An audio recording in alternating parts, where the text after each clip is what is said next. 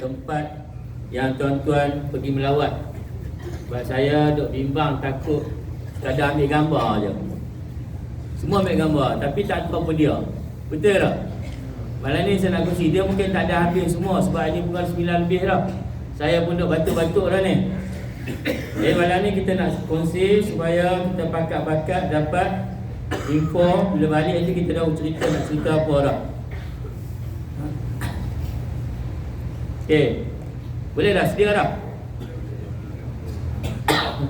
Kita ingat nak buat live tapi internet tak kuat. Rakam je lah. Nanti apa minta lah kat Syamil ni, Syamil dia nak jual, dia je pasal. Okey, yang pertama saya nak cerita tentang sejarah Telaga Air Zam-Zam. Nampak tak? Nampak jelas tak? Okey, itu antara bentuk telaga yang digunakan pada dulu. Cara macam mana nak tarik air Zam-Zam tu dikeluarkan daripada bawah Masjidil Haram tu. Tuan-tuan tahu tak macam mana jadi? Tak tahu kan? Tahu ke tak tahu? Tak tahu saya nak, kalau dah tahu saya nak ke depan tu kan? Kalau tahu saya nak cerita. Nak cerita kan nak ke depan? Okey, cerita. Saya duduk saya tak larat. Malam ni tak ada orang belanja makan, tak larat sikit. Cayak lah. Ya. Air panas. Panas. Oh, bagus. InsyaAllah jima bro. Okey, air Zam-Zam ni tuan-tuan, dia bermula daripada kisah Nabi Ibrahim dengan Hajar dengan Ismail. Allah perintahkan, maksud kita ambil yang tengah-tengah tu. Allah perintahkan Nabi Ibrahim bawa Hajar, bawa Ismail yang baru lahir, yang masih menyusu, letak di satu tempat yang bernama dia Mekah. Jarak perjalanan jauh Nabi Ibrahim daripada Palestin bawa, kerana ada berlaku krisis sikit antara Sarah dengan Hajar ni, biasalah cemburu madu. Itu normal. Kalau tak percaya cuba ambil madu. Jadi bawah ni bila letak ni, Hajar ni merupakan seorang perempuan yang mula-mula dikatakan mengikat kain dia jadi apa, saya lupa dah. Saya tak ingat jadi apa. Dia buat macam kantung. Hajar. Jadi Nabi Ibrahim pun bawa dia sampai ke Mekah. Allah perintahkan berhenti. Ni kata Nabi Ibrahim ni manusia yang cukup patuh pada perintah Allah. Tak cakap banyak. Sampai dia dekat Mekah, masa tu dia tempat kita duduk ni kontang. Tapi ada satu pokok, bawah pokok tu lah puncanya air Zam-Zam. Bawah tu. Jadi Nabi Ibrahim boleh letak Hajar dekat situ, letak Ismail kat situ yang masih kecil, yang tak ada bangunan. Tinggalkan makanan sikit, tinggalkan air, minuman. Nabi Ibrahim turun, pusing balik tinggal. Nekat. Sebab perintah daripada Allah. Hajar ni duk panggil, "Ya Ibrahim, kenapa tinggal kami kat sini? Kalau bahasa Kedah kata, awak biar kami kat sini. Kenapa? Tak ada siapa kat sini ni." Hajar panggil berulang kali, "Kenapa? Nabi Ibrahim senyap je, tak cakap banyak, dia jalan turun. Sampailah Hajar tanya, "Ya Ibrahim, adakah ini perintah daripada Allah?" Baru Nabi Ibrahim berhenti, dia pusing, dia kata, "Ya, ini perintah daripada Allah." Tahu tak Hajar kata apa lepas tu? Kalaulah ini perintah daripada Allah, Allah tidak akan sia-siakan kami. Tu keyakinan tu. Bolehlah kita dapat lebih tu. Ayah tu. Ayah. Hajar dia pasrah, dia serah ke Allah. Nabi Ibrahim pun serah ke Allah dengan anak yang masih kecil yang tak reti apa-apa lagi. Nabi Ibrahim pun turun balik, pergi ke Palestin, tinggal, dia serah ke Allah. Sampai di satu tempat yang dia berhenti, dia doa. Namun dia doa, dia kata ayat dalam surah Ibrahim ayat yang ke-37, "Rabbana inni askantu min zurriyyati biwadin ghairi zar'in 'inda baitikal muharram Rabbana liyuqimus shalah faj'al afidatan minan nasi tahwi ilaihim warzuqhum minas samarati la'allahum yashkurun. Ya Allah, aku tinggalkan mereka daripada sebahagian keturunan aku di sebuah lembah yang tak ada apa-apa tanaman, tak ada dengan berhampiran dengan rumahmu. Nabi Ibrahim tahu dah kat situ tapak akan dijadikan rumah Allah, Baitullah, Kaabah. Tapi dia tahu dah. Wahai Tuhan, jadikanlah mereka mendirikan solat, jadikanlah hati mereka manusia cenderung pada mereka, dan rezekikanlah mereka dengan buah-buahan, semoga mereka bersyukur. Nabi Ibrahim doa dah keberkatan tempat ni, nak bagi orang ramai datang, semua orang nak datang, satu dunia nak datang. Nabi Ibrahim doakan supaya dapat rezeki yang murah. Lepas tu ajar pun dia makan bekalan, dia menyusukan anak di guna air. Lama kelamaan makanan tu makin sikit habis. Jadi Hajar ni dia mula lapar, dia mula dahaga. Nabi Ismail pun mula dahaga. Masa kecil dia pun menangis. Hajar ni dia mula panik. Lalu dia nampak ada satu bukit sofa. Dia pergi naik atas bukit sofa tu. Dia tengok anak dia yang berada di bawah pokok tu.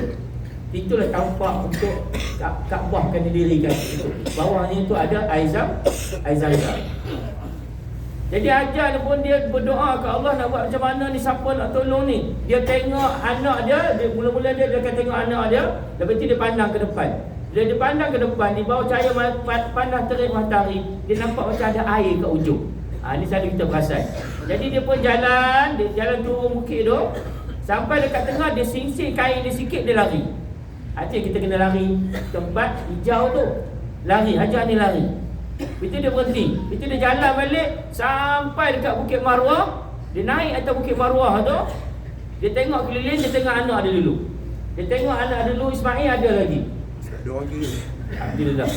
Dia tengok anak dia ada dekat situ. Dia jalan, dia turun balik. Dia tengok kat depan macam ada air. Sebab cahaya matahari tu panas, dia macam memancar ada air. Dia pun jalan sampai kat tengah tu, dia senting kain dia sikit, dia lari. Perbuatan Hajar ni, Safa, Marwah, Safa, Marwah, Safa, Marwah. Last kali di Marwah. Sampai di Marwah tu, tiba-tiba dia dengar bunyi suara. Mana dia orang yang kata nak tolong tadi tu? Malaikat turun dalam masa tu. Ni nak nampak ni bumi barakah ni. Pertolongan Allah sentiasa datang. Jadi dia nampak malaikat dah bercakap dengan dia. Dan dia nampak masa tu malaikat sedang mengetuk dengan sayap dia di bawah tempat Ismail duduk. Dia ketuk tu, pancar air tu. Air tu pancar. Jadi Nabi Hajar ni dia terus berlari, dia terus Tazam bukan maksud zam-zam lah. Kepung. Dia kepung air tu sampai Nabi pernah bersabda, maksud lebih kurang, kalaulah Hajar tak kepung air tu, nescaya air zam-zam tu akan mengalir seperti sungai sampai hari kiamat. Jadi air tu datang, dapat minum, dia bagi tenaga, air yang penuh barakah. Dan masa tu juga Nabi Hajar pun dia rasa selesa dah. Dia mula buat macam tempat dia duduk dengan Ismail. Duduk berapa lama, barulah datangnya satu kumpulan daripada negeri Yaman. Kumpulan suku Jurhum. Suku Jurhum ni daripada Yaman adalah merupakan daripada keturunan kaum Sabak. Kaum Sabak yang Allah telah ubah kehidupan mereka. Asalnya mereka ni dengan mempunyai satu perkampungan, satu tempat yang mana ada tanaman yang cukup cantik. Tanaman jadi sungguh. Kalau kita tengok macam Thailand, punya tanaman jadi. Tapi kita tak tahu dia buat lagu mana. Jadi sampai mereka ni khianat pada Allah, mereka tak ikut Allah, Allah tukarkan tanaman mereka semua tu jadi pokok yang berduri yang tidak berbuah. Lalu mereka mula merantau. Antara merantau ni adalah nama dia suku Jurhum. Dia merantau, tiba-tiba dia nampak tengah padang pasir ada burung tengah berpusing. Dia terbang keliling. Orang yang biasa jalan atas padang pasir ni, dia tahu tak, kalau burung dia terbang pusing keliling, itu tandanya ada air. Jadi dia pun pergi tengah Hajar tengah duduk dengan anak dia. ada tempat, ada rumah sikit, ada air, mereka minta nak tumpang. Haji kata boleh duduk kat sini, boleh teman sama kami dengan syarat air ni apa tak ada kacau, ini hak milik kami. Mereka setuju. Itulah permulaannya air Zam-Zam sampai hari ni yang kita dapat minum. Dia apa nanya? Kalau tuan-tuan dengar, hak ni yang telaga yang lama. Ini bentuk telaga yang lama. Dapat tak? Ini dia yang lama, yang baru lagi moden. Dia pun tak masuk dalam internet lagi. Okey. Ini adalah rumah Rasulullah. Siapa pergi lagi? Siapa pergi lah? Maktabah dia tu. Dan belakang dekat belah Abrash turun tu. Kalau nampak, inilah rumah dijadikan perpustakaan, rumah kelahiran Rasulullah. Memang betul digesekkan sebagai rumah kelahiran Rasulullah. Dia buatlah dulu taklah macam ni. Okey. Saya tak mau cerita tentang sejarah Rasulullah lahir, cuma saya nak tunjuk dekat Masjidil Haram, dekat, kalau tuan-tuan tengok dekat ni, hati nampak ni, ni yang bulat ni, ini adalah parlimen Quraisy depa bersidang. Parlimen dia ada pintu nama Babun Nadwa. Ini kat mana? Tengok kat sini. Perhati elok. Ni nampak tak? Ini sofa, ni marwah. Kita datang dari belah sini. Kita datang belah sini. Jadi dia duduk belah belakang ni. Ada pintu belah belakang. Siapa berseronda, dia akan nampak nama dia Babun Nadwa. Babun Nadwa ni adalah situ parlimen Quraisy. Pembesar Quraisy akan bersidang kat situ, termasuklah peristiwa dia nak bunuh Nabi SAW. Saya nak kata tekak. Silap sebab makan aiskrim. Untuk kata minta aiskrim, orang bagi aiskrim sampai 2. Kita terimalah padahnya. Kata Zani di sana ustaz jangan makan benda seru. Okey. Kenapa saya nak buat Kandarun Nadwah ni tuan-tuan, puan-puan? Sebab saya nak kaitkan dengan peristiwa bagaimana Nabi nak hijrah. Rumah Khadijah dia tak nampak.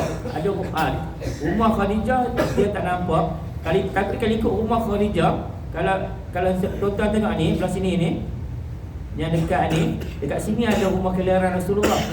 Belah sini ni. Dia duduk kat kawasan sini, ada 2 tiang. Kat situ rumah Khadijah, isteri Nabi. Dan Nabi bila dah kahwin, Nabi duduk dekat Khadijah. Belakang rumah Khadijah ni ada rumah Abu Sufyan. Abu Sufyan pembesar Quraisy yang terkenal tu. Jadi malam tu, petang tu, orang Quraisy ni dia pun dah pening dah nak buat macam mana dengan Rasulullah ni. Lalu mereka bersyarat nak putuskan nak buat. Masa tu Iblis dia boleh menyamar sebagai seorang manusia. Dia datang jumpa, masuk dalam majlis tu, tapi orang tak kenal dia. Tapi orang bagi dia duduk. Dia nampak macam orang alim. Nampak macam orang alim, macam orang wara. Jadi orang pun pelawar dia duduk. Bila dia duduk di situ, cadangan mula timbul. Ada cadangan mengatakan kita tangkap saja Muhammad, lalu kita buang daerah, buang negeri. Tapi cadangan ni dibantah oleh sesama mereka termasuk Iblis. Kalau kita letak luar negeri, dia punya mulut punya manis, dia boleh tarik orang, dia boleh kumpul pasukan luar negeri, dia akan serang kita balik. Cadangan ditolak. Dia berfikir baik buruk, pandai dia berbincang. Ada baik apa keburukan, apa kebaikan. Cadangan yang kedua kata kita penjarakan Muhammad. Kita letak penjara, tak bagi siapa pun boleh jumpa dia. Cadangan ni juga ditolak. Sebab apa? Dia pun faham balik. Kalau lah kita tangkap, kita penjarakan dia, berapa lama kita boleh penjarakan dia? Geng-geng dia pasti akan mengamuk. Geng dia akan mengamuk, kita tak mampu tahan, habis kita. Cadangan ditolak. Penuh nak fikir macam mana nak buat ni supaya tidak ada berlaku ni. Tiba-tiba keluar cadangan. Apa kata kita ambil setiap pemuda-pemuda yang gagah di keliling kita ni, kita banyak keturunan. Mereka ni ada banyak keturunan. Ada Bani Hashim, ada Bani mana, ada segala macam bani-bani lah. Keturunan-keturunan. Macam saya keturunan orang Perak. Saya keturunan orang Perak. Tuan-tuan keturunan Johorian yang tinggi 30J. Selangor Rian. Macam tu, dia ambil setiap keturunan ni, ambil seorang pemuda yang gagah-gagah, bagi pedang salah satu. Malam ni juga kita kepung rumah Muhammad, rumah Khadijah. Masa tu kerja dah meninggal dunia dah. Kita kepung. Bila mereka buat cadangan macam tu, Iblis kata setuju, cadangan paling baik. Mereka seronok. Mereka seronok tu, mereka tak, masa mereka nak ucap terima kasih kat Iblis tu, tiba-tiba tak ada, hilang dah. Mereka terbengah-bengah, mana pergi orang tua tu tadi. Tapi dia tak kisah, janji cadangan ni bernas. Jadi mereka pun mula rancang, jangan habaq kat orang. Adakah Allah nak biarkan? Allah tak biarkan. Rasulullah dah dapat bayangan dah daripada Allah akan kena keluar berhijrah. Rasulullah dah pesan pada Abu Bakar, ready siap-siap 2 ekor unta. Rasulullah suruh ni. Jadi Rasulullah pun kata kepada Ali,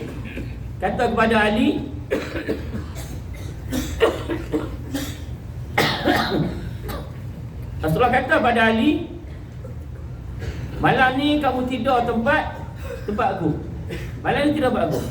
Ali tu usia dia tak sampai 12 tahun. Ada riwayat kata 10 tahun. Tak sampai, kecil, Ali kecil lagi. Tapi Ali ni, bila Rasulullah kata Ali ni sepupu Nabi dan dia juga menantu Nabi, Rasulullah suruh tidur, dia kata tak apa, dia tidur. Dia tak persoal apa, dia tak tanya apa. Itu dia perintah pada Nabi. Jadi Rasulullah bermalam tu, dia ready dah. Jibril dah datang beritahu, malam ni hijrah, ada orang nak kepung rumah kamu, ada orang nak bunuh kamu. Betul tak? Apa Ustaz Jariti? Ni ada pakar sejarah kat sini. Jadi bila jadi macam tu, Rasulullah ni malam tu dia tak tidur, dia sembunyi dalam rumah dia. Ali tidur atas katil, tutup dengan selimut. Jadi orang pun kepung rumah malam tu, kepung Muhammad. Bila kepung Muhammad tu, inilah kata wa makaru wa makarallah wallahu khairul makirin. Mereka merancang, Allah juga merancang. Allah lah sebaik-baik perancangan.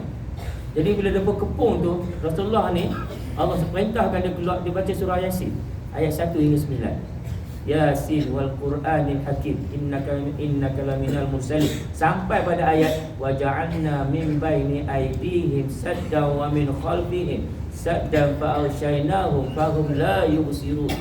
Dia buka pintu tu, lena ke semua. Agak-agak kalau saya baca ayat 1 sama 9, tuan-tuan boleh lena tak? Itu masalah dah. Tak jadi awal lagi. Tak jadi. Sebab tak sampai makam kita hak tu. Rasulullah ni keluar, depa lena dah. Rasulullah ambil pasir, letak atas kepala depa satu-satu. Keliling tak pasir, sindiran. Depa lena sungguh-sungguh, pedang jatuh, badan sasuk ketuk-ketuk tu. Badan tinggi ketuk-ketuk lena. Tu jangan duk rasa kalau badan besar, kuat, jangan duk rasa hebat, tak ada. Abraha pun mati, kita tengok Abraha macam mana. Okey. Jadi Rasulullah pun pergi rumah Abu Bakar. Masa tu dah standby dah 2 ekor unta. Abu Bakar ni dia tak sabar dah nak hijrah. Dia selalu minta kat Rasulullah, ya Rasulullah bagilah aku hijrah ke Madinah. Tapi Rasulullah kata jangan nanti dulu. Bila Rasulullah kata kat Abu Bakar nanti dulu, Abu Bakar faham dia akan bersama dengan Rasulullah. Dia faham, dia seronok dah. Itu sebab kita tak lahir zaman Rasulullah, sebab kita tak tahu mana. Jadi dah sahabat lain semua dah pakai hijrah ramai-ramai dah. Dia berhijrah sembunyi-sembunyi, takut nak hijrah kuat terang-terangan, kecuali Umar sahaja. Umar ni nak abang, Umar Al-Khattab ni badan dia sasa, dia tinggi, dia tegak, dia pandang main jatuh. Dia bagi depan Kaabah, serabut je dia kata, siapa-siapa nak rasa bini dia jadi janda, anak dia jadi yatim piatu, nak kehilangan anak, sila jumpa saya kat belakang bukit ni. Saya nak pergi Madinah. Agak-agak siapa berani tahu? Seorang pun tak berani. Itulah Umar. Yang banyak ayat Quran mengiringi dia diturun. Jadi Abu Bakar pun dia tunggu malam dia seronok. Dia seronok sebab dia bersama Rasulullah. Dan Rasulullah ni dia pergi tu ke atas Jabal Sur. Jabal Sur ni ada gua Sur ni. Ni yang kita tengok ni. Kita tengok tu. Kita pergi nampak tu. Rasulullah dia tak terus pergi, dia pergi naik atas bukit dulu. Dia naik atas bukit, dia masuk dalam gua Sur ni. Tapi kita tak tahu kenapa tak boleh panjat. Boleh panjat ke Ustaz Syariti? Tak boleh, asal tak boleh panjat ni. Dia panjat atas bukit ni. Dia panjat atas bukit ni, dia bersembunyi lebih kurang 3 hari. Lebih kurang 3 hari dia sembunyi. Kenapa Rasulullah sembunyi sedangkan Allah melindungi dia? Awak tak Rasul tak jalan terus. Allah memang akan lindung dia. Kenapa? Allah nak ajak Rasulullah bagi tahu dekat kita apa-apa tindakan kena ada perancangan, kena ada plan taktikal. Kalau jadi macam ni, jadi macam ni. Itu Allah ajar kita awal-awal. Jangan sembarono sahaja. Kita kena ada organisasi, kita kena ada plan macam mana kita nak buat. Itu sebab saya geram bila pergi haji ada orang kata tak apa, kita jangan ikut organisasi, kita lillahi ta'ala. Amboi, cakap senang. Lillahi ta'ala tiba-tiba datang kata haji. Hampir sendiri lah tu sah datang kata haji, apa DIY. Senang. Minta maaf nak cakap. Itu saya geram. Cakap pandai, tapi suruh buat tak reti. Faham tak? Minta maaf, lecak sikit. Hashtag. Okay. Jadi Rasulullah ni, dia duduk kat situ 3 hari. Orang yang kepung tu tiba-tiba waktu pagi tersedak. Bila tersedak tu, tonyong-tonyong mata tu, rasa tak kepala ada benda. Tengok-tengok tanah, pasir, pakai kelang kabut. Pakai kelang kabut tu, baru tersedak, mereka terlena. Pakai macam mana kita boleh lena ni? Pakai tanya aku. Lepas tu mereka kelang kabut masuk dalam rumah tu, mereka masuk dalam rumah Rasulullah ni. Dia tengok ada orang tengah tidur, dia pun seronok dah. Ingat nak boleh takut lah. Ingat nak boleh katuk lah. Dia pun buka kain tu, tengok-tengok Ali. Dia pun terkejut, bukan Rasulullah tapi Ali yang masih muda lagi. Ali selama dia tidur lena. Dia pun tarik Ali, dia pun bawa pergi depan Kaabah. Dia pun tanya Ali, dia pun tampak muka Ali, berdarah muka Ali. Mana Muhammad? Ali kata, mana aku tahu. Memang dia tak tahu pun Rasulullah pun tak apa dia. Tapi mana? Rasulullah hanya kata tidur je. Mana Muhammad? Aku tak tahu. Kenapa kau tidur situ? Rasulullah suruh aku tidur. Aku tidur lah. Ali tu, dia tengok demi Islam, dia amat berhati-hati dengan perkataan dia.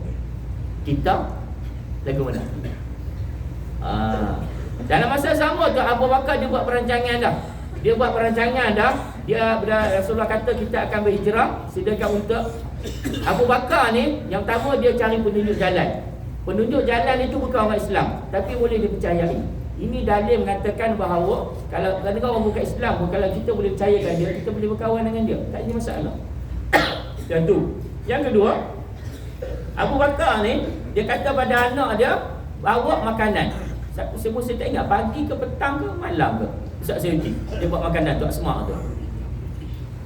Ingat tak? Saya tak ingat waktu mana dia bawa.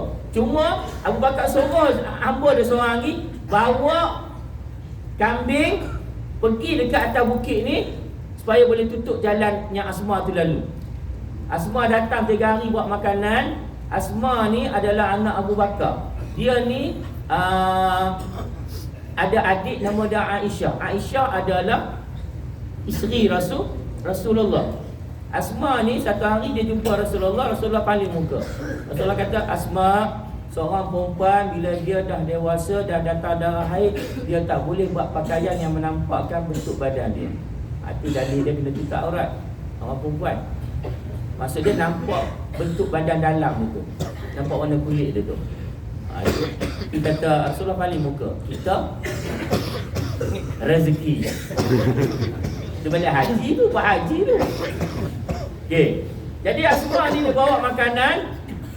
Abu Bakar bawa kambing petang-petang ke tutup jalan tu. Orang cari tak jumpa, 3 hari tak jumpa. Tak jumpa sungguh.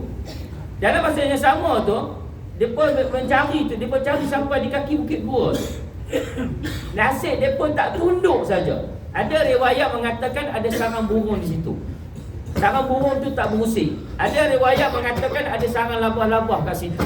Sarang labah-labah tu juga tak pecah. Jadi dia pun dengarlah, dia punya pintu gua ni, kalau dia pun tunduk sahaja memang nampak. Tapi dia pun tak tunduk. Abu Bakar yang duduk dalam gua tu dah ketak dah. Ya Rasulullah, kalau dia pun tunduk memang nampak. Memang nampak. Turun ayat Quran, la tahzan, innallaha ma'ana. Jangan takut, Allah bersama dengan kita. Ini keyakinan yang kena ada dalam diri kita. Kalau kita buat benda tak betul, jangan takut, Allah akan lindung. Dan lepas tu pula depa ni beredar. Bila beredar ni keluar surat tawaran. surat tawaran. Siapa dapat tangkap Muhammad hidup ataupun mati, akan diberi ganjaran 100 ekor unta. 100 ekor unta, kata ada riwayat kata unta merah. Unta merah ni adalah unta yang mahal.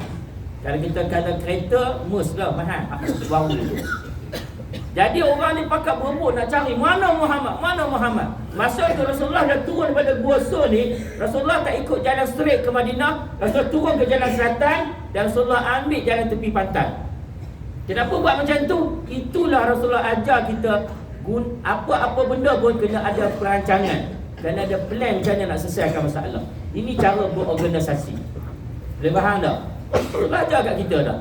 Jadi salah seorang yang nak cari Rasulullah ni nama dia Suraqah. Suraqah bin Malik ni, dia seorang penunggang kuda yang tangkas. Dia ni kalau atas kuda ni dia boleh panah gitu saja. Kita boleh tak? Naik kuda boleh tentu lagi. Tapi Suraqah ni kalau dia naik kuda, dia pahlawan, dia tengah jalan dia boleh panah, dia boleh panah. Dia memang cekap. Dan dia dapat maklumat, dia dapat info, kata ada 3 orang lelaki sedang berjalan di tepi pantai. Jadi Suraqah ni dia kata, jangan habaq kat orang lain, aku nak pergi tengok. Dia pun pergi, dia nampak memang betul ada 3 orang sedang berjalan. Dia seronok dah, hari ni aku kaya. Dia dengar kuda tu, masa tu Abu Bakar duk asyik toleh belakang. Abu Bakar dia susah hati. Dia toleh belakang, dia nampak macam ada orang. Tapi Rasulullah relax, Rasulullah duk relax, dia zikir je, jalan ke depan. Bila kata tu Rasulullah sentiasa menenangkan Abu Bakar, sabar, jangan takut, Allah lindung. Suraqah ni daripada jauh dia nampak dah tu, dia jalan naik kuda, sampai dekat-dekat, tiba-tiba kaki kuda dia tu hak belah depan tu benang. Masuk dalam. Dia pun jadi melompat pun, tercampak dia. Dia takut dah. Dia rasa pelik, kenapa kuda boleh masuk kaki dalam tanah, dalam padang pasir. Dia heran, padahal dia seorang penunggang yang cekap. Dia tarik kuda dia balik, dia tonggang lagi. Dia tonggang tu sampai dekat dengan Rasulullah ni, tiba-tiba kaki tu masuk lagi dalam, dia pun tercampak lagi sekali. Dia campak lagi sekali tu, dia mula rasa takut dah. Masa tu dia nampak ada awan macam kabut sedang menutupi belakang Rasulullah dan Abu Bakar ni. Baru dia tahu dah yang dia kejar ni bukan sebarang orang. Lalu dia minta, ya Rasulullah, wahai Muhammad, tunggu Ustaz, tunggu tuan. Dia takut dah. Nabi pun berhenti. Nabi tanya dia, kamu siapa? Aku Suraqah. Dia kata dia merayu pada Muhammad. Dia Rasulullah minta perlindungan. Rasulullah kata tak apa, kamu jangan habaq ke orang jatuh kami jalan ni. Dan yang kata Rasulullah satu penyayang dia, Rasulullah kata kat dia, kamu satu hari nanti akan pakai mahkota Kisra. Kisra ni raja Parsi. Depa kan raja kan, depa ada dia punya kan crown dia tu, kamu akan pakai. Pada zaman Sayyidina Umar jadi khalifah, kerajaan Parsi jatuh. Sayyidina Umar ingat hadis tu, dia panggil Suraqah. Masa tu Suraqah masuk Islam dah, dia bagi crown tu pada Suraqah.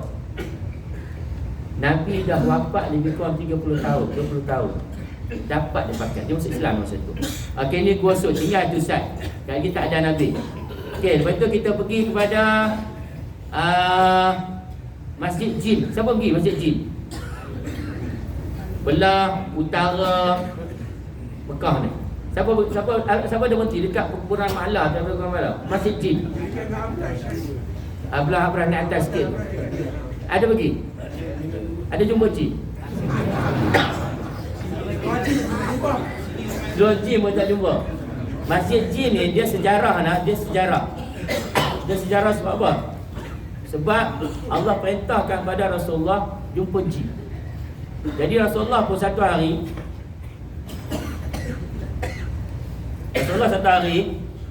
dia tarik Abdullah bin Mas'ud. Budak lagi. Abdullah bin Mas'ud kan belum masuk. Abdullah bin Mas'ud tak salah saya.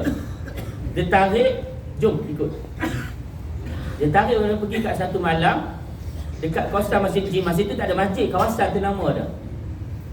Jadi Rasulullah pun buat bulatan. Rasulullah kata kepada Abdullah bin Mas'ud, kamu jangan keluar. Jangan keluar daripada bulatan ni. Kalau tak, kamu akan cedera. Kalau lepas ni kamu jangan bercakap dengan siapa pun. Kamu senyap saja. Kalau kamu tak bercakap, dia pun tak akan bercakap dengan kamu. Jadi dia pun Abdullah bin Mas'ud duduk dalam tu. Duduk dalam tu, Rasulullah pun jalan ke depan. Dan Abdullah bin Mas'ud ni, dia dengar Rasulullah sedang bercakap dengan jin. Sedang bercakap dengan jin. Jin yang ada pada zaman Nabi Musa. Agak-agak berapa ratus tahun. Pada zaman Nabi Musa tu, ada surah jin diceritakan dalam surah Al-Ahqaf diceritakan tentang jin. Yang mereka dengar daripada zaman Nabi Musa di kitab Taurat, lain ni mereka dengar lagi satu kitab suci turun. Abdullah bin Mas'ud ni, dia duduk dalam bulatan tu, dia nampak ada orang yang tinggi besar warna macam hitam, macam orang India. Dalam keadaan bentuk badannya ragam, cakap bahasa yang dia tak tahu. Lalu dekat dia punya bulatan tapi tak masuk. Dia duduk senyap je. Dia pun berhenti kat luar bulatan tu. Abdullah bin Mas'ud pun senyap. Dia pun tengok macam tak ada apa, dia pun jalan. Terus jumpa Nabi. Dalam peristiwa tu, dia pun berbahan dengan Nabi. Nabi ajak dia pun kepada Islam. Ajak kepada Islam, Nabi terangkan tentang Islam. Dan jin-jin ni terkejut. Sebab benda ni yang sama dia pun dengar pada Musa dulu. Dia pun dengar pada zaman Nabi Musa dulu. Dan dia pun minta bukti. Dia pun minta bukti tu. Di depan masjid jin tu, ada satu masjid nama dia Masjid Syajarah. Masjid pokok. Kita dekat sini heran kan, masjid tak sampai 100 meter masjid. Dalam bangunan masjid. Yang pelik tu sebenarnya Jumaat penuh. Mengapa? Kalau kat Malaysia lah buat satu kampung ada 10 masjid, jadi apa? Kau pun tak ada orang sembahyang. Tapi itulah indah di Mekah ni. Depan masjid jin tu ada Masjid Syajarah, masjid pokok. Ada riwayat mengatakan jin-jin ni, ni Masjid Syajarah ni, dia berdepan dengan masjid jin. Syajarah ni pokok. Ada riwayat kata jin-jin ni minta bukti. Apa bukti engkau sebagai Nabi? Nabi pun kata, nampak pokok tu. Nampak tak pokok tu? Pokok tu berada di seberang jalan lah. Depan tu, nampak pokok tu. Kalau kita nampak tak pokok tu? Nampak tak? Saya tak kalau paling sana, pelik lah. Dia nampak pokok, Nabi kata dia pun nampak. Okey, mari sini pokok tu. Nabi panggil pokok tu, mari sini. Tak tahu dia panggil macam mana, tapi Nabi panggil pokok, mari sini. Pokok tu, tuan-tuan dan puan-puan, nak abad dalam sejarah tu, dia ada akak dia kan. Dia ada akak, dia ada pedu. Dia boleh pisahkan badan dia dengan akak tu, dia keluar. Jalan, depan Rasulullah. Jalan jumpa depan Rasulullah. Rasulullah tanya dia, siapa aku? Pokok kata, anta Rasulullah. Dah pergi balik. Tak betul belakang. Masuk di tempat dia. Jin tengok tu pakai usul Islam tu. Jin masuk Islam sebab dapat bukti. Benarlah ini Nabi akhir zaman yang disebut dalam kitab Taurat. Jadi di situ ada masjid jin, di situ ada Masjid Syajarah. Kalau siapa semayang masjid jin tu hati-hati, takut ada jin kat situ. Sebab saya dah cerita lah, takut dia dengar. Okey, itu satu tempat.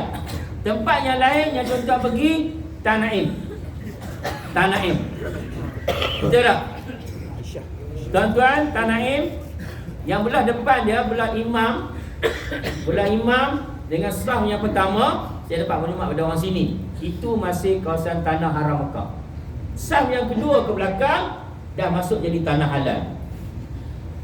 Masjid Tanaim juga dinamakan Masjid Aisyah radhiyallahu anha. Kenapa dinamakan Masjid Aisyah? Sebab pada peristiwa Hajjatul Wada, peristiwa haji, Rasulullah buat haji sekali je. Rasulullah buat haji qiran. Rasulullah tak buat haji ifrad. Rasulullah tak buat haji tamattu. Haji qiran. Okey. Jadi siapa je betul ikut sunnah Nabi, sepatutnya dia buat haji qiran lah. Susah dia buat haji ifrad. Kalau betul kata duk dawa ikut sunnah Nabi. Okey. Jadi Rasulullah ni dia buat haji qiran. Masa tu Aisyah dia datang uzur. Jadi dia tak boleh sempurnakan tawaf dia. Dia tak boleh sempurnakan tawaf haji dia. Dia kena tunggu selesai. Dan bila dia selesai, dia kata Rasulullah, ya Rasulullah, Aisyah masa tu dia buat ifrad, tak salah saya. Kamu semua dah buat umrah dengan haji, Saya tak buat apa lagi. Jadi Rasulullah pun kata kat sahabat, salah seorang sahabat dia, bawa Aisyah pergi kat Tanaim ni, niat kat situ. Itu sebab sejarahnya kita kena niat di Tanaim. Salah satu tempat niat kita adalah Tanaim. Satu lagi Hudaybiyah, saya kita cerita. Itu sebab dia dinamakan Masjid Aisyah. 200 meter daripada Masjid Aisyah, mengalir belah belakang itu, mengalir ke Jalan Madinah, ada satu tempat sejarah. Di situ berlaku pembunuhan ke atas 2 sahabat Nabi. Salah seorang sahabat Nabi nama dia Khubayb bin Adi. Khubayb bin Adi ni dengan sahabat yang lain, ada seorang nama Zaid, tak salah saya. Khubayb ni, dia dengan 5 atau 6 orang. Tak tekak, sorry. Siapa belanja ni? Alhamdulillah. Saya minum nak. Ui, sedap air dia, kopi. Dia tahan. Asyik tak ada kat kafe ni macam dulu ada.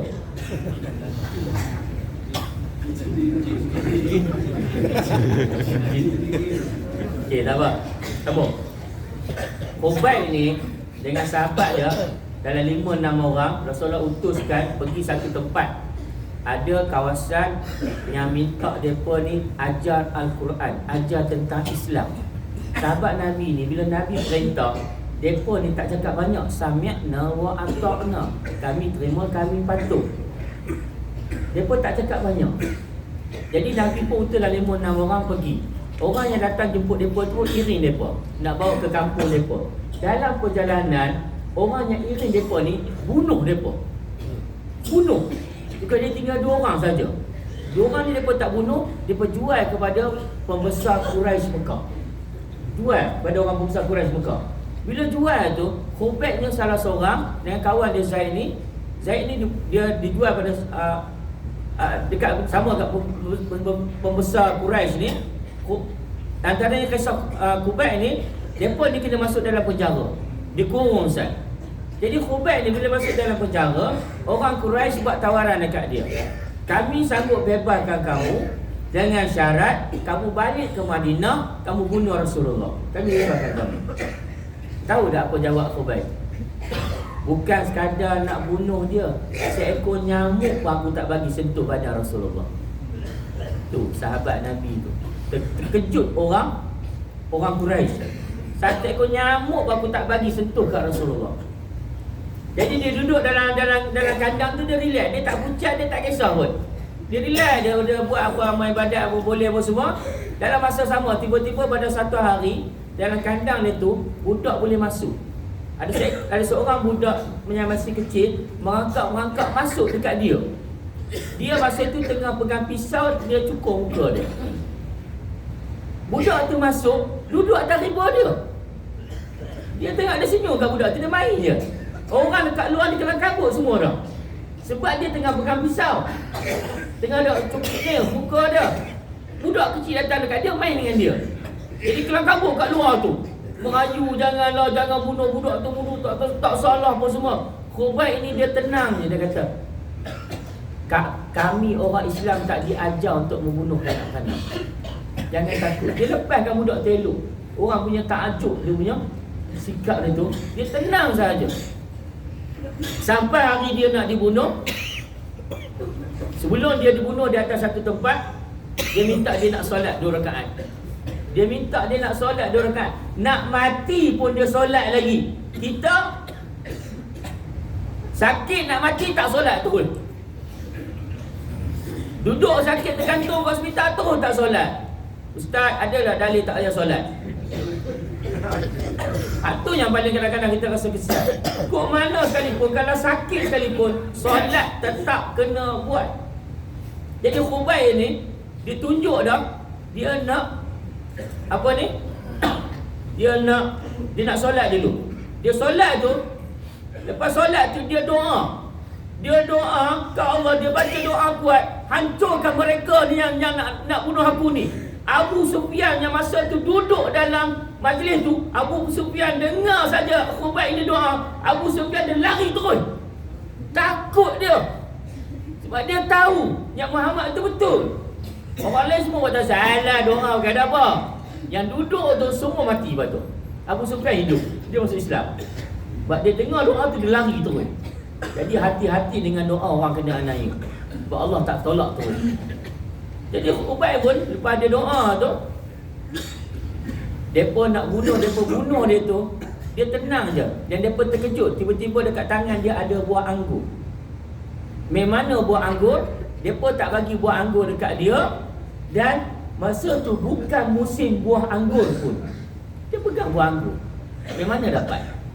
Tu kata rezeki daripada Allah. Sahabat dia seorang lagi tu pun kena bunuh. Itu dekat kasar Masjid Tanaim. Kalau boleh pergi 200 meter naik ke belakang daripada masjid tu. Kalau tak tahu cari Ustaz Sayuti. Dia pakar sejarah. Dia boleh tunjuk kat mana. Okey, itu kita tentang Masjid Tanaim. Masjid Hudaybiyah. Yang tuan-tuan duk pergi niat tu kan. Rai ziarah ke Hudaybiyah.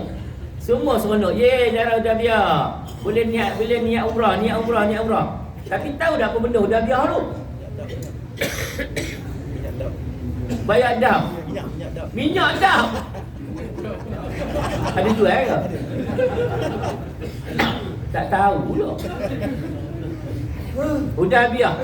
Hudaybiyah ni sejarah tragis dalam Islam.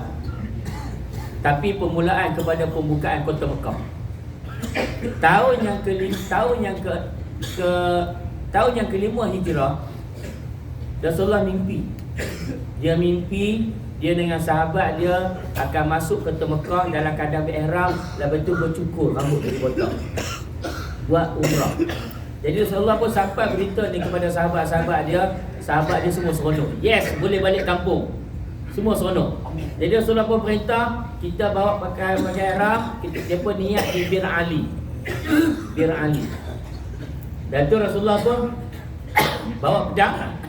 Jangan bawa senjata lain, pedang. Rasulullah hanya suruh buat pedang saja.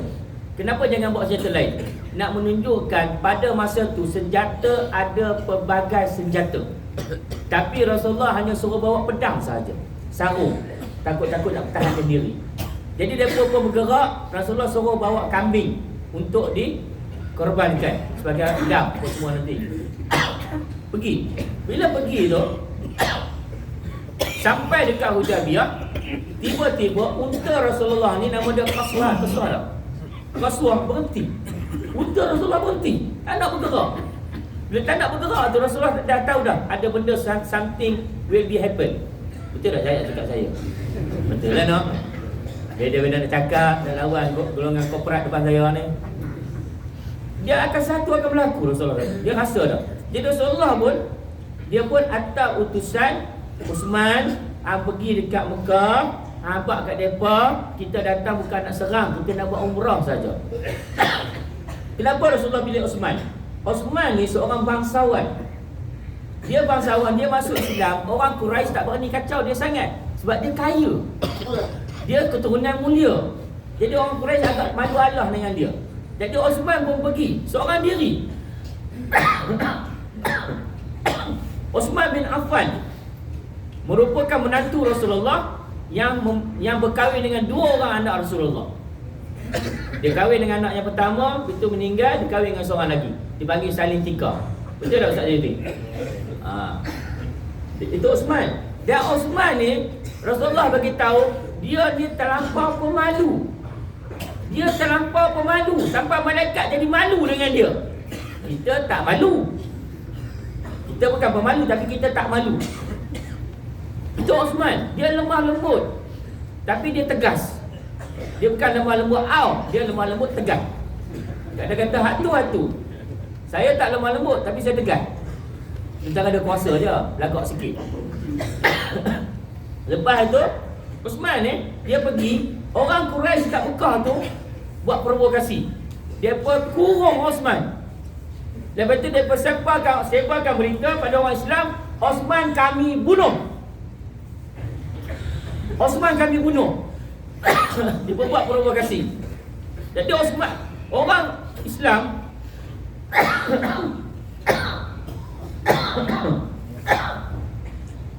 baju Hudaybiyah betul ke majlis ni? Saya pun lupa dah. Lama tak pergi Hudaybiyah. Okey nah. Orang Islam yang duduk di Hudaybiyah tu, tak di masjid itu, tapi di bawah pokok, ada satu pokok yang dirakamkan dalam Quran bagaimana orang Islam berbai'ah dengan Nabi di bawah pokok. Dipanggil Bai'atul Ridwan. Bai'ah apa ni, janji taat setia. Dengar kata Osman kena bunuh, Rasulullah pun naik marah. Orang Islam pun marah. Jadi Rasulullah pun panggil semua Islam, bai'ah dengan dia, janji setia takkan mundur. Kok mana pun kita akan tuntut bela atas kebenaran Osman. Kita takkan balik ke Mekah, kita akan serang. Semua datang ke Rasulullah, Pak pegang tangan, kami setuju. Macam tu. Pak perempuan, dia tak jabat tangan, dia ni je. Orang Quraisy ni, dia pun duk ngintai dari jauh. Bila dia tengok orang sedang semua semangat, jalan pun tegak, pak jumpa suara perang. Semangat. Dia pun jadi takut. Dia pun lepas Osman. Dah pergi. Balik. Pergi jumpa kawan balik. Jadi sahabat Nabi terkejut. Osman hidup balik. Tak jadi serang. Lepas tu orang Quraisy ni, dia pun hantar seorang dia pun punya juru cakap yang petah bercakap. Nama dia tak salah Suhaib kan? Suhaib bin Amru kan? Suhaib bin Amru ni, dia ni lidah berbelit. Dia memang petah bercakap. Jadi Suhaib ni pun datang. Penat weh.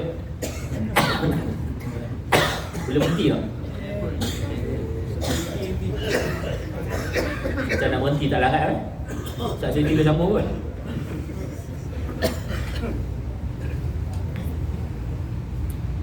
Jadi Suhaib ni pun datang.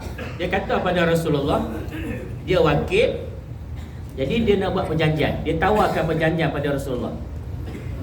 Suhaib ni, dia datang jumpa Rasulullah. Dia duduk rapat. Orang Arab ni, style dia pun ni, dia pun suka pegang janggut orang. Kalau kita nak berbicara dengan orang Arab, kalau kita nak pujuk dia, kita pegang janggut dia. Dia tak marah. Jadi Suhaib ni, dia cuba pegang janggut Rasulullah. Tapi dia nak pegang janggut Rasulullah, seorang sahabat Rasulullah tengah berdiri Rasulullah. Nama dia tak salah Miqdad. Betul tak? Miqdad ni dia tengah berdiri. Rasulullah tak suruh dia berdiri pun dia berdiri. Dia duduk sebelah Rasulullah, dia pegang pedang. Dia ready je. Jangan buat apa kat Nabi kami. Suhaib ni dia cuba nak pegang janggut Rasulullah. Miqdad ni dia ambil pedang tu, dia ketuk dengan ulu dia, bum, tangan tu. Dia ketuk kat tangan Suhaib. Suhaib terkejut. Apa ketuk tangan aku? Jangan sentuh Rasulullah. Tu dia sahabat Nabi. Jadi Suhaib nak pegang lagi sekali. Berkedan dia ketuk lagi sekali. Tak jadi nak pegang dah. 2 kali tak boleh. Tak jadi nak pegang. Dia tak jadi nak pegang tu. Okey, tak apa. Lain ni kita buat perjanjian antara kami penduduk Mekah dengan kamu Muhammad. Jadi Nabi Muhammad ni pun dia suruh seorang sahabat dia tulis. Ini adalah perjanjian di antara Muhammad Rasulullah dengan penduduk kota Mekah. Tahu tak apa saya kata? Letak Muhammad, jangan letak Rasulullah. Kalau letak Rasulullah tak jadi. Buat apa kami nak berjanji dengan hang? Lain ni sebab kami tak percaya hang tu Rasulullah. Jadi letak Muhammad saja. Jangan letak Rasulullah. Nabi setuju. Nabi kata tak apa, letak je Muhammad. Sahabat Nabi mula rasa pelik dah. Dia nampak macam Suhaib ni dominan. Suhaib pun bagi pandangan. Dia kata kami penduduk Mekah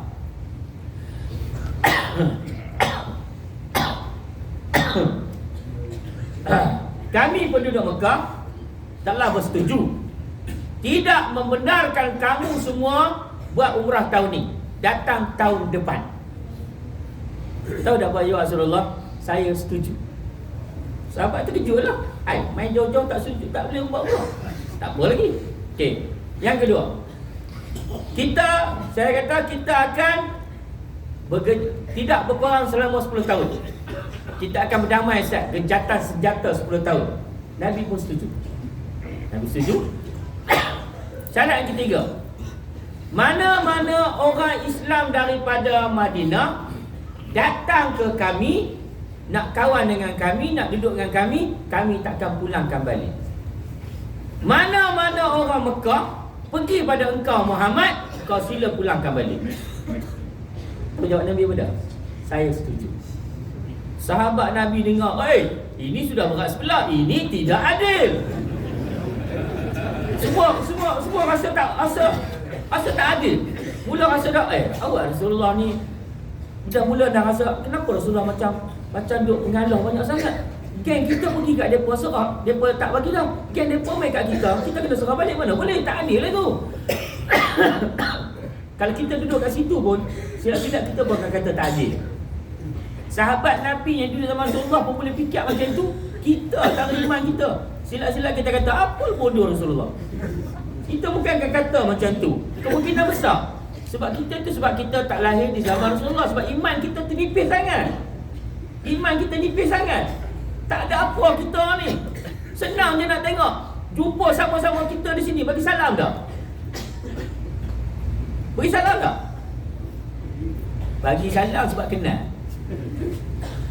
Sebab kenal aja. Kalau tak kenal bagi salam. Tak bagi salam. Saya tahu mana? Saya tahu saya alami. Mana yang belajar dengan saya, mana yang kenal saya, semua bagi salam. Minta maaf nak cakap. Mana yang tak belajar dengan saya, yang tak kenal saya, lorong gitu. Awak jadi begitu? Ustaz pun tak bagi salam. Siapa kata? Saya tengok muka apa? Apa kali muka? Sebab apa? Kita main satu Malaysia. Saya bukan negro.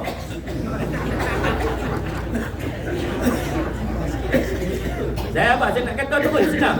Sebab saya kadang saya kecewa duduk satu bangunan, tapi bila bertemu sesama satu Malaysia, one Malaysian, boleh kita tak senyum antara hang aku. Boleh kita tak bersalam Assalamualaikum antara kita. Kenapa? Adakah kerana kita berlainan maktab? Oh, ini game maktab 50. Ini game maktab 48. Ini game maktab 49. Maka kita bukan kawan. Tak payah bagi salam. Hak tu ke? Kalau hak tu ada dalam diri kita, jangan harap dapat mabrur.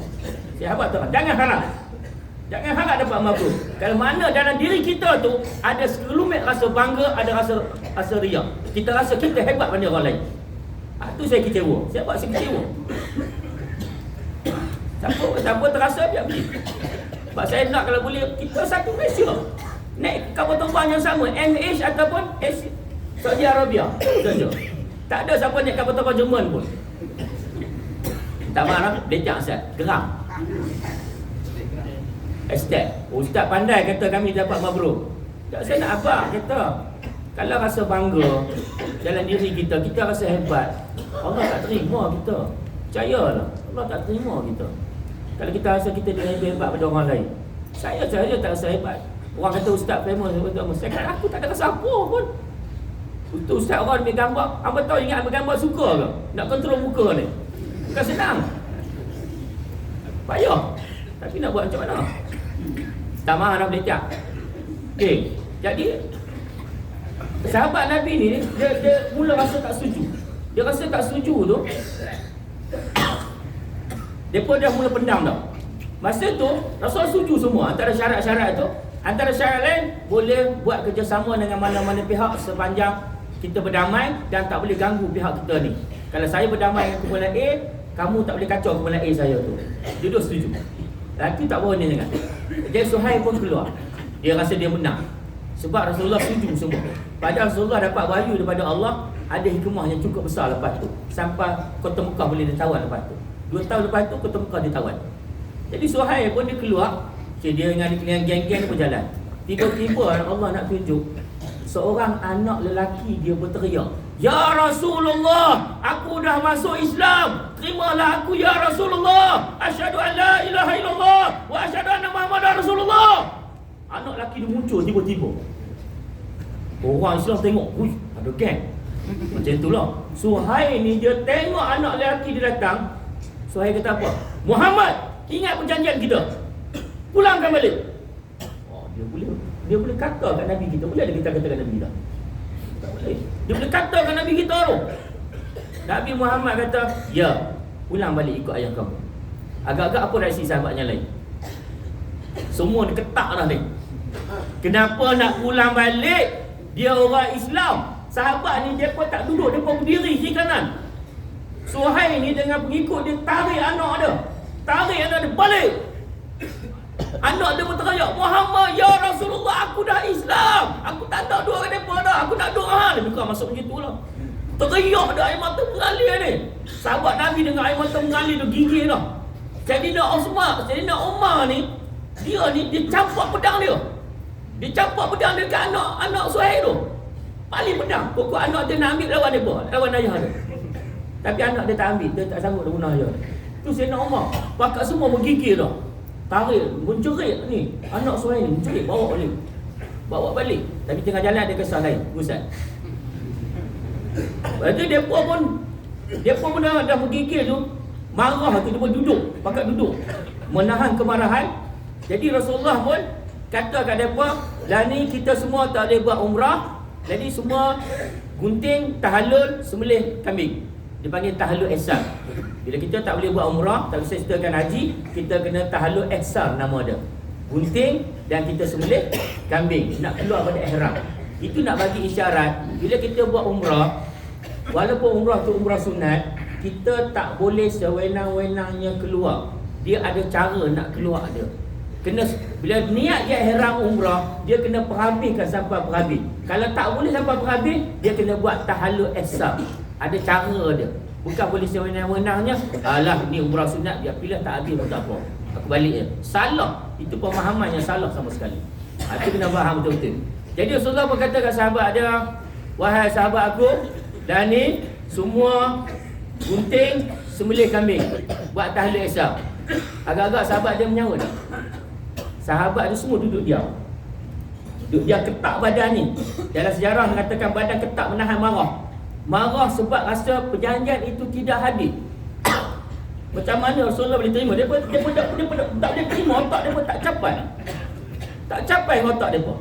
Itu sebab kadang-kadang benda agama ni kita tak boleh nak capai otak kita. Bila kita terima perintah tu, kita kena buat. Contohnya, kenapa kita nak pergi lontar 7 biji batu? Awak tak kata kita pergi, kita ambil 7 biji batu tu, kita kumpul, kita balik sekaligus. Kenapa kena lontar satu-satu? Akal kita tak boleh nak terima benda. Kenapa kita kena pergi, hari ni 10 ada satu je, tiba 11, 12, 13 ada 3. Kenapa jarak-jarak macam tu? Kenapa kena duduk di Arafah? Yang gesang tak dapat. Kenapa dia kena duduk sat dekat Muzdalifah? Otak kita tak boleh nak terima.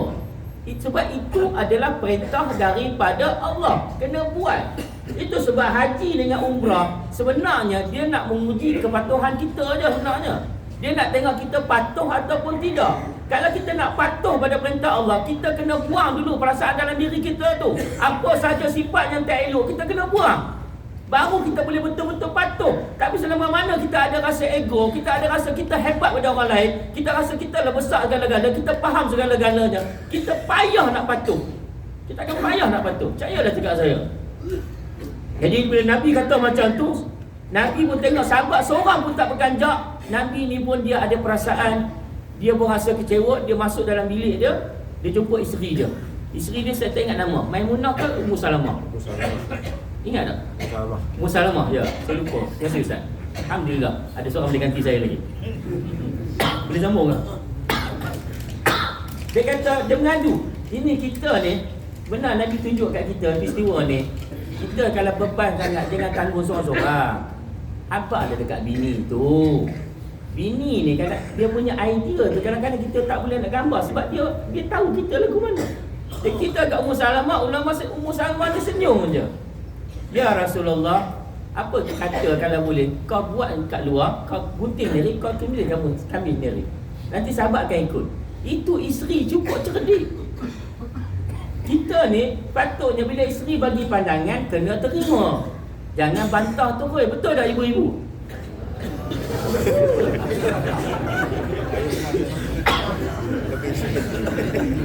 Benjilah sikit malam ni. Jadi Rasulullah pun dengar kata Ummu Salamah ni, dia terus keluar, dia gunting, dia cukur, ada kata gunting dia cukur. Saya tak pasti mana satu tu. Kena betulkan saya. Lepas tu dia sembelih kambing sendiri. Dia seorang-seorang sembelih kambing. Hebatnya Rasulullah ni. Dia sembelih kambing dia sendiri. Pada musim haji pun Rasulullah sembelih kambing hampir 60 ekor lebih. Seorang je sembelih. Tu Rasulullah, dia sembelih tu, masa dia sembelih, dia gunting atau cukur rambut dia tu, sahabat Nabi baru terperasan. Baru tengok Rasulullah sendiri pakai dalam kabut. Ya Allah, kenapa kita semua duduk diam? Kenapa kita tak dengar Rasulullah cakap tadi suruh gunting rambut, suruh cukur rambut, suruh sembelih kambing? Kenapa kita tak buat? Sebab dia pun tengok Rasulullah buat sendiri, dia pun rasa semua salah lah. Tiba tadi perasaan marah, Tiba lagi pasal Abu Salah datang. Depa pun bangun dalam kabut, depa ambil pisau sama-sama depa cukur. Cukur dalam keadaan marah. Agak-agak macam mana rambut tu. Ada riwayat kata berdarah-darah. Sebab cukur dalam keadaan perasaan tak boleh nak kawal dah. Kan bukan kerana marah Rasulullah. Dan dia tak marah dah. Perasaan dia rasa sedih kerana tak mendengar arahan Rasulullah. Dia pun tahu Rasulullah cakap, dan ni kita tak boleh buat umrah, kita semua kena cukur atau gunting dan kita kena sembelih untuk bebas pada ihram. Dia pun tahu benda tu, tapi dia pun jadi macam bela dah. Bila dia pun tersedak tu, dia pun rasa bersalah sangat-sangat. Ini sikap sahabat Nabi. Kita ni Rasulullah cakap, adalah kita rasa bersalah kalau kita tak buat. Itu soalan dia. Jadi Rasulullah, sahabat pun kelam kabut. Ada yang cukur kelam kabut tu sampai ada berdarah-darah. Sembelih kambing pun macam itu orang. Selesai semua. Balik ke Mekah, balik ke Madinah. Tahun depan dia datang balik buat umrah, ikut perjanjian. Orang Quraisy ni kadang-kadang dia pun pegang pada perjanjian itu. Jadi Rasulullah pun masuk Mekah, orang Quraisy pun duduk menaikkan jauh pada mereka. Rasulullah pun tawaf. Pada permulaan tawaf tu, Rasulullah suruh buka bau. Kita kena buka bau. Buka bau belah kanan tu. Buka bau belah kanan sebab apa? Supaya nampak pada tu sasuk. Tapi kalau badan kita kurang habis ya. Tapi nak tunjuk badan tu sasuk, dan Rasulullah suruh sahabat 3 pusingan yang pertama lari. Tapi kita tak boleh nak buat ramai dengan orang. Tapi ada juga ni. Itu sunnah dia. Lari. Sebab apa lari? Sebab nak tunjuk orang Islam dia kagum. Itu kata umrah yang pertama tu. Okey. 3 hak tu Masjid Hudaybiah. Habis hak tu. Sekarang Jabal Nur. Jabal Nur. Yang tuan-tuan duk panjat tu. Panjat lagi. Siapa panjat? Okey, Jabal Nur. Saya naik sejam setengah. Awak start teruk sangat sejam setengah. Saya batuk. Saya tengah batuk, saya cuba panjat juga. Pukul 12 tengah malam. Sampai 1:30. Yang mana tak batuk, sejam. 40 minit dia pun sampai dah. Ustaz, cepat naik Ustaz. Dia pun duduk surak di atas. Ustaz tak ajak kami pun, memang saya tak ajak. Lepas tu saya ajak siapa? Saya ajak beberapa orang sahaja sebab saya kadang nak pergi grup kecil aja. Sampai hati Ustaz, memang sampai hati. Sebab tamu ramai, tak larat nak jaga. Tapi itulah malam tu tiba-tiba bas jadi besar. Asalnya coaster je, tiba-tiba dapat bas besar. Boleh bas besar tu patut masuk ramai. Tapi saya sekianlah nak panggil dia pun ni. Lagi banyak kena biar pergi dia pun. Saya tak panggil pun. Hanya ada lah dalam 30 orang lebih kurang panjat. Jabal Nur ni tuan-tuan dan perempuan, di sinilah permulaannya wahyu diturunkan. Lebih kurang dalam 7 km saya dari sini. Atas tu nampak terus ke Mekah. Nampak. Cantik pemandangan dia. Kalau tengok jalan tu memang penat. Bayangkan Rasulullah panjat tu macam mana. Dan ni dia ada anak tangga. Tapi dulu tak ada anak tangga. Rasulullah pada usia 40 tahun, Allah dah mula bagi ilham kepada Rasulullah, wahyu pada Rasulullah pergi panjat. Jadi Rasulullah pun dia ambil bekalan daripada rumah. Isteri dia Khadijah bekalkan bekalan, dia naik atas Jabal Nur ni, ada Gua Hira tu. Dia duduk kat situ. Ada kata kadang 6 hari dia turun kalau bekalan dia habis. Ada kata sebulan. Tengok pada bergantung bekalan dia. Jadi Rasulullah duduk kat situ, dia menung, dia fikir kenapalah penduduk Mekah ni pelik. Sebab apa masa tu memang penduduk Mekah dia pelik. Dia kesesatan yang makin jauh. Dia pun mengaku Allah tu Tuhan. Tapi dalam masa mereka mengatakan ada Tuhan lain daripada Allah. Tuhan ni. Dia kata siapa yang jadi langit dan bumi, dia akan kata Allah. Tapi bila nak sembah ibadat, dia kata kami akan sembah Tuhan yang lain. Itu perangai orang masa tu. Dan mereka ni membunuh anak perempuan hidup-hidup. Bagi mereka kalau dapat anak perempuan merupakan satu kesialan. Padahal bila besar nak kahwin cari siapa? Cari perempuan juga. Macam tuan-tuan, bila dah habis je ihram cari siapa? Tak faham lagi? Habis je ihram cari bilik apa? Bilik berkat. Tak dapat bilik berkat pergi kat mana? CCI. Apa? City check-in. Di mana? Depan Masjidil Haram. Pakak semua. Ada yang telefon, Ustaz, saya nak check-in dekat luar ni. Ustaz boleh tak tolong dapatkan visa? Minta maaf, saya jaga badan hukum. Saya bukan jaga badan visa. Abang tak tu nak tanya aku. Macam tak ada orang lain. Abang urusan dengan pejabat. Boleh tak nak check-in dekat luar? Boleh. Tapi kena sign surat untuk kalau ada apa-apa hal, Tabung Haji tidak akan tanggungjawab. Tak ada masalah. Cuma saya suka sindir. Saya suka sindir. Minta maaf kalau tuan-tuan merasa. Tuan-tuan nak pergi duduk kat depan tu kerana apa? Kerana tak puas hati dengan muasasah Tabung Haji ke? Tak, bukan Ustaz. Kami puas hati. Betul ke? Naik kapal terbang KT-04. Naik kapal terbang. Naik kapal terbang. Ada sampai ke Malaysia tulis. Sebab masa tu kalau kami keluar 50 ada grup WhatsApp. Habis haji dia pun boleh komen. Dalam grup dia kata, kami minta pihak Tabung Haji lepas ni tolong pastikan bila kami datang naik flight, pastikan kami duduk suami isteri. Kami datang duduk suami isteri duduk sebelah. Tapi bila balik kenapa? Kami suami duduk depan, isteri duduk belakang. Berpisah berbangku-bangku. 8 jam kami terpisah. Amat menyesakan. Amboi kata. Saya baca komen tu saya nak gelak. Baru 8 jam, aku 2 bulan. Tak ada apa pun relax ya. Komen tak logik langsung. 8 jam pisah dengan isteri, gila dah. Pisah dengan suami. Pening saya. Tak apalah, betul saya kata bila kalau hampa nak check in dekat hotel depan tu, tak ada masalah. Hampa ada duit tu hampa. Hampa nak bagi kat isteri hampa senang. Alhamdulillah, mana hampa suami yang bagus. Saya puji. Kita ada duit banyak, kita belanjakan untuk isteri yang kita sayangi. Bagus tak? Bagus ke tak bagus? Bagus. Perempuan suka tak? Duit suami banyak bagi kat perempuan. Suka tak? Mestilah suka. Tak ada perempuan yang tak suka.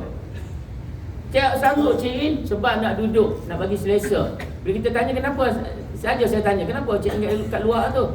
Kenapa tak duduk kat sini je? Oh, sini jauh Ustaz, kami nak pergi semayang di Masjidil Haram 5 waktu. Alhamdulillah, saya dengar seronok saya. Ustaz, kami tak mau terlewat takbir yang pertama. Kami nak dapat takbir yang pertama pada solat 5 waktu. Saya dengar tu seronok saya. Alhamdulillah. Bagus, saya rasa seronok. Tapi saya tanya balik, agak-agak dapat ke 5 waktu di depan Masjidil Haram tu?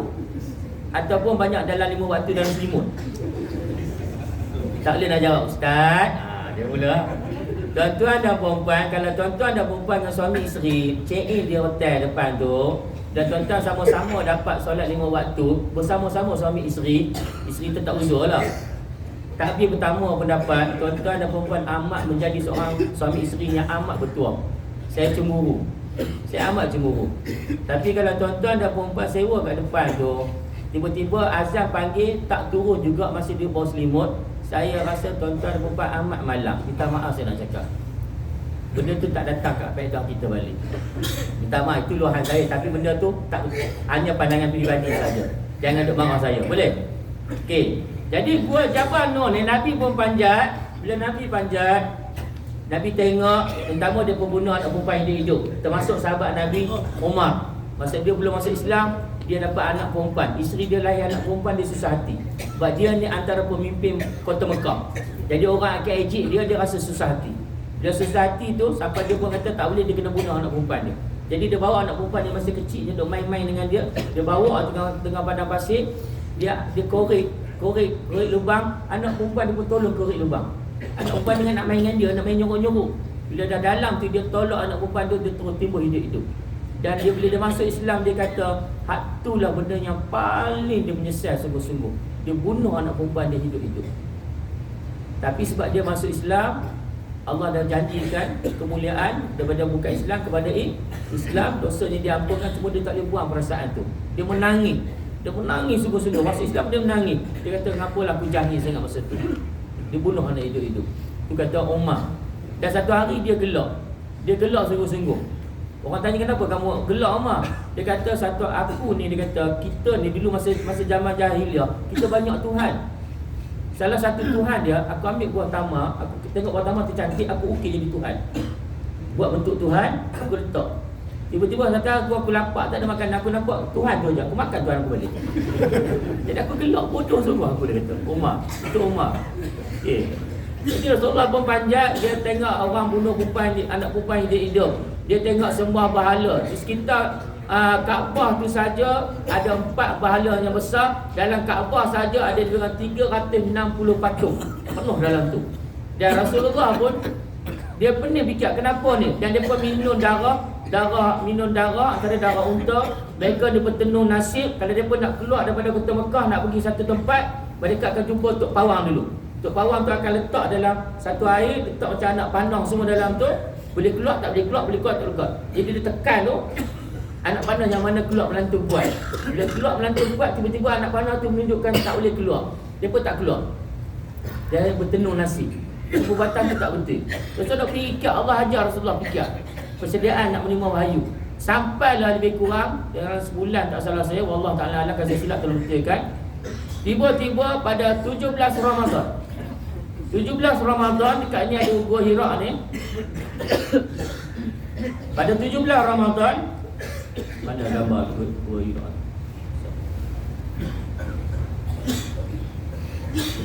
Tiba-tiba muncul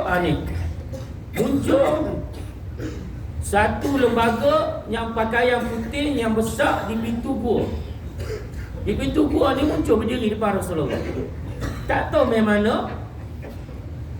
Datang juga Rasulullah, terus peluk sampai Rasulullah rasa sesak nafas.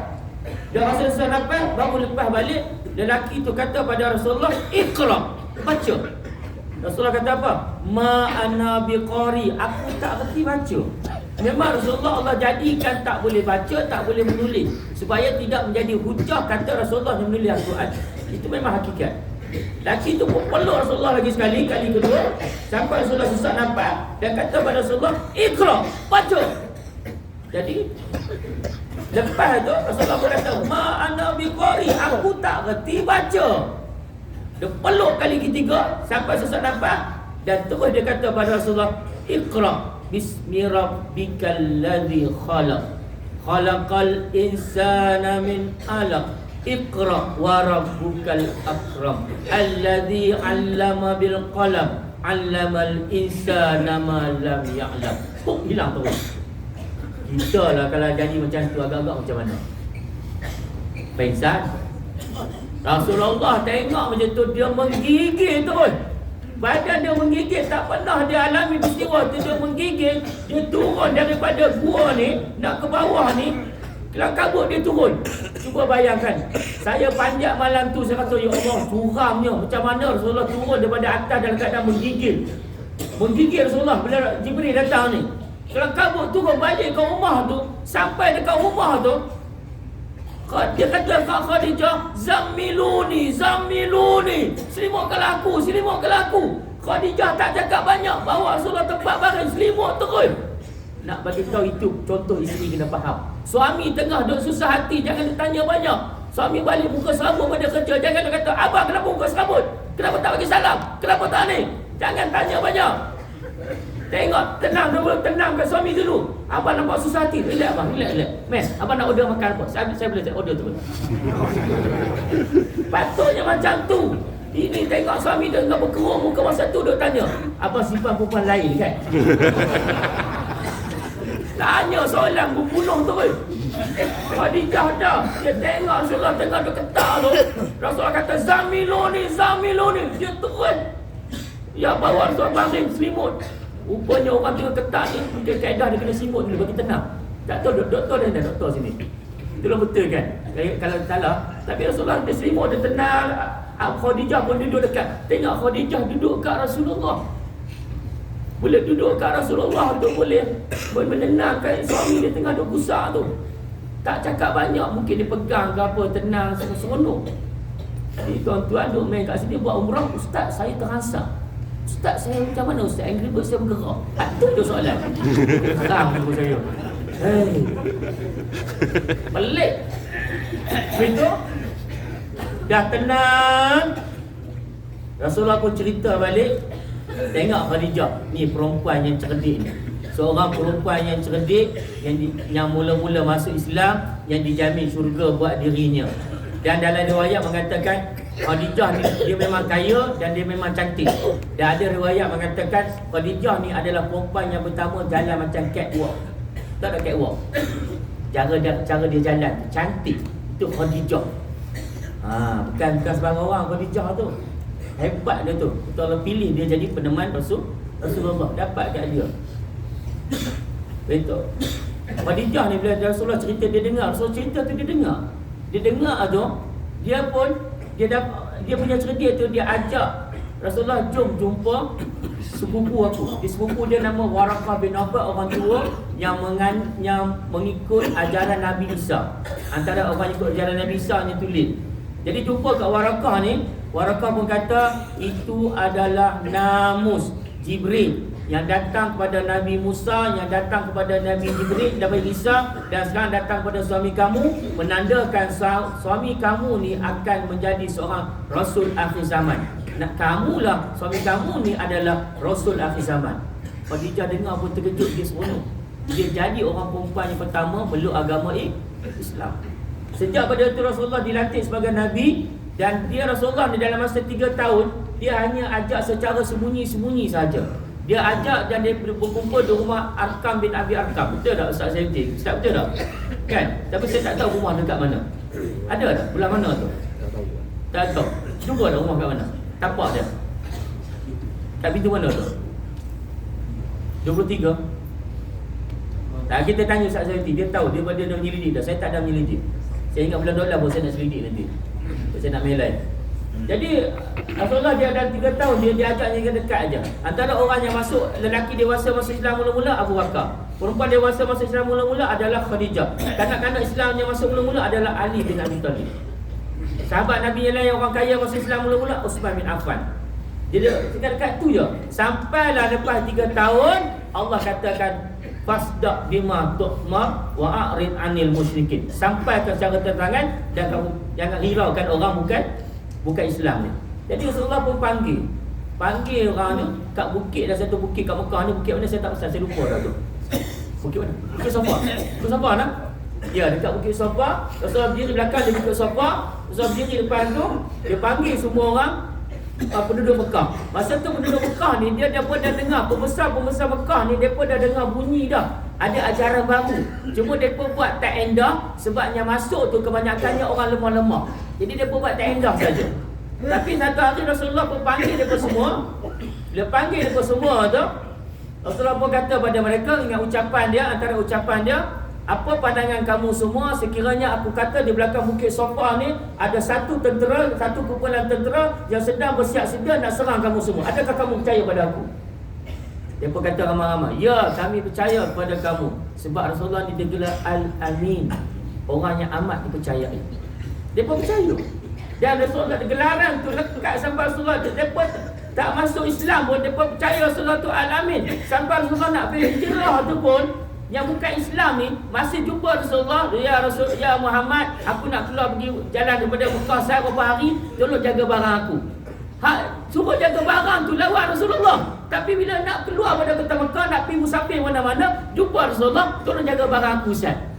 Balik pada musafir, ambil barang, lawan Rasulullah balik. Itu perangai apa? Dia percaya Rasulullah, cuma dia Al-Amin, orang dia percayai, cuma dia pun tak boleh terima. Sebab Rasulullah bawa ajaran lain, itu saja. Ya Rasulullah, kami percaya kamu tak pernah berbohong, kamu adalah Al-Amin. Dia kata macam tu. Rasulullah berkata, Rasulullah mengajak mereka semua menyembah pada Allah yang satu, tidak ada Tuhan melainkan Allah. Itu antara ucapan dia. Tiba-tiba Abu Lahab ni, pak penakan sepupu Nabi ni, pak penakan sepupu ke pak penakan betul? Saya lupa dah tu. Bangun, itu pak penakan betul kan? Abu Lahab ni, orang yang bila Rasulullah lahir, dia ambil Rasulullah, dia bawa lari keliling Kaabah. Abu Lahab tu, Rasulullah lahir, dia punya seronok tu, dia ambil Rasulullah, dia masih baby, dia pusing dengan Kaabah tu. Seronok sebab dapat anak melakang lelaki yang wajah berseri-seri. Tu Abu Lahab. Tiba bila besar, bila Rasulullah kata ni, aku mengajak kamu semua ni kepada Islam, Tuhan menyembah Tuhan yang satu, tidak ada Tuhan melainkan Allah. Abu Lahab tiba-tiba bangun, dia tunjuk dengan jari dia. Taballak, celaka kamu Muhammad. Taballak Muhammad. Dia tunjuk dengan jari ke Rasulullah. Turun naik Quran turun. tabbat yada Abi Lahab wa tab. Cilakalah Abu Lahab dan cilakalah dia. Ayat terus kutuk terus. Ma aghna anhu maluhu wa ma kasab. Tak berguna segala harta dan pekerjaan. Wa imra'atuhu hammalatal hatab. Dan perempuan ni juga akan membawa apa ni? Kayu api neraka. Iji dia hablum mim masad. Dibelenggukan dengan apa ni daripada rantai api neraka tu. Suami isteri confirm masuk neraka. Kenapa Abu Lahab kata macam tu? Suami isteri dia dapat sama. Sebab isteri dia perangai hodoh. Itu nak abang kata isteri ni dia akan ikut suami selalunya. Kalau suami itu memang seorang yang bawa kepada Islam, isteri juga akan ikut. Kalau suami lari pada Islam, isteri juga akan lari pada Islam. Hak ni yang penting pada kita. Kita balik haji ni, kita sama-sama telah munajat di padang Arafah dengan penuh rasa syahdu. Kita kena ubah kehidupan kita daripada tak baik kepada lebih baik. Pada suami isteri yang sebelum ni kita tak jaga cara mana, kita akan jadi lebih baik pasangan yang menegakkan Islam dalam kehidupan kita. Barulah mabrur tak akan mengiringi kita selamanya, insya-Allah taala. Turun tu sejak pada tu mulalah berlaku tentangan secara terang-terangan. Termasuklah perempuan yang pertama dibunuh, nama dia Sumayyah. Ada kubur dia dekat Masjidil Haram, tak jauh dari KFC tu. Betul tak? Saya tak pergi tengok lagi ni. Ada kubur dia. Apa nak tahu pun tanya Ustaz Selvi. Ada. Saya nak cerita takat tu saja malam ni. Tak lain panjang sangat sebab dah lewat dah. Boleh tak kata-kata tu? Boleh tak? Yang lain saya akan cerita di Madinah. Siapa pergi Madinah untung. Sebab saya akan cerita tentang sejarah Madinah tu sendiri. Termasuk antaranya adalah Masjid Qiblatain. Macam mana jadi Masjid Qiblatain, Masjid Quba, Masjid Perang Khandaq, dan berapa sahabat-sahabat besar Nabi yang ada di Madinah. Jadi sekadar tu saja tuan-tuan dan puan-puan. Minta maaf ni masa agak lama. Harap-harap lepas ni faham dah kenapa pergi ziarah. Rupanya tempat ziarah tu ada sejarahnya tersendiri. Balik nanti boleh cerita ke anak cucu. Inilah daripada ustaz. Saya dapat daripada ustaz yang suka bila tiang tu. Inilah cerita dia. Wallahu ta'ala alam. Aku li qawli hadza wa astaghfirullah. Wassalamualaikum warahmatullahi wabarakatuh. Minta maaf banyak-banyak. Sekadar tu sampai saya kongsi tuan-tuan dan puan-puan. Esok saya nak berangkat ke Madinah dah pukul 10 pagi. Mana yang baik tu ambil. Jangan simpan dalam hati. Tolong maafkan saya sebab mulut saya mungkin agak celupak. Harap-harap kita semua berkuah sampai kita mati, insya-Allah taala. Dah.